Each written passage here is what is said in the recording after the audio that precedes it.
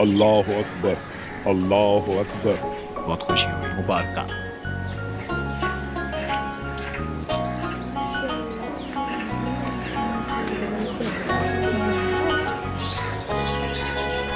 ਹੁਣ ਸਭ ਤੋਂ ਜ਼ਰੂਰੀ ਕੰਮ ਕਿੱਥੇ ਰਹਿਣਾ ਵੰਨੇ। ਅੱਬਾ ਜੀ ਕਿਹੜਾ ਕੰਮ?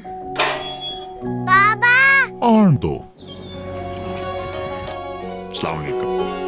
ਐਸੇ ਬੱਚੇ ਨੂੰ ਪਹਿਲਾਂ ਵੀ ਪਿਆਏ ਸੀ। ਪੁੱਤਰ, ਪੋਲੀਓ ਦੇ 2 ਖਤਰੇ ਇੱਕ ਵਾਰ ਨਹੀਂ, ਹਰ ਵਾਰ ਜ਼ਰੂਰੀ ਨੇ। 5 ਸਾਲ ਦੀ ਉਮਰ ਤੱਕ ਹਰ ਬੱਚੇ ਲਈ। ਖਾਸ ਤੌਰ ਤੇ ਇਸ ਨੰਨੀ ਜੀ ਜਾਨ ਨੂੰ।